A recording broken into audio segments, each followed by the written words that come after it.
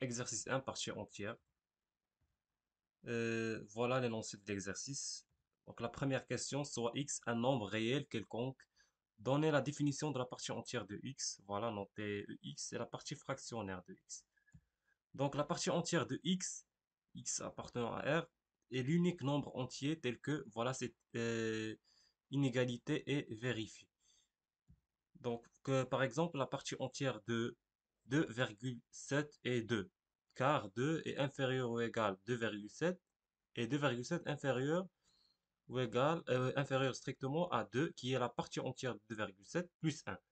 Donc, pour moins 2,7, et la partie entière c'est moins 3, car moins 2,7 est supérieur ou égal à sa partie entière qui est moins 3 et inférieur à sa partie entière moins 3 plus 1. Donc, la deuxième question, non, pour la deuxième partie de cette question, la partie fractionnaire de x, et voilà facilement, c'est la partie décimale. Et le nombre réel, voilà, qui vérifie cette relation.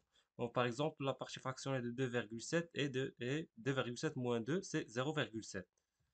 Donc, la deuxième question, montrer qu'il existe un n supérieur strictement à 0 tel que, voilà, cette inégalité vérifiée.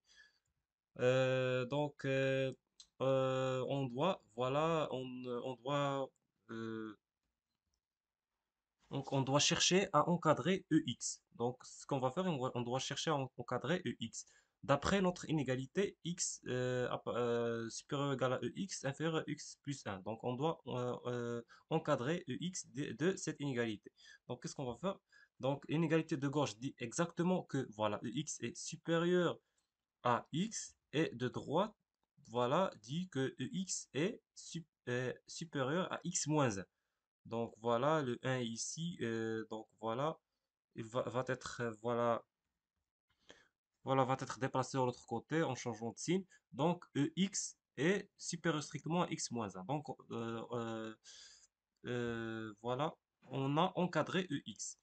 Et voilà ce qu'on observe. On observe que cette inégalité ressemble à cette inégalité. Donc, par analogie, on va conclure, on va déduire que n est égal à 1. Voilà. Donc, il existe un n qui est égal à 1.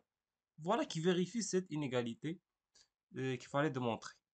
Donc, la troisième question, en utilisant le résultat de la question P, montrer que pour tout x appartenant à R, x non nul différent de 0, on a ça. Donc, comment on va montrer ça? On va utiliser le résultat de la question B. On sait que ça. Donc, si on divise voilà, le côté voilà, droit de l'inégalité par x, on doit obtenir voilà, x sur x est inférieur ou égal à 1. Et voilà, et donc EX sur X au carré inférieur à EX sur X. Donc voilà, réel qui est inférieur à 1, son carré est voilà, inférieur à lui-même. Voilà.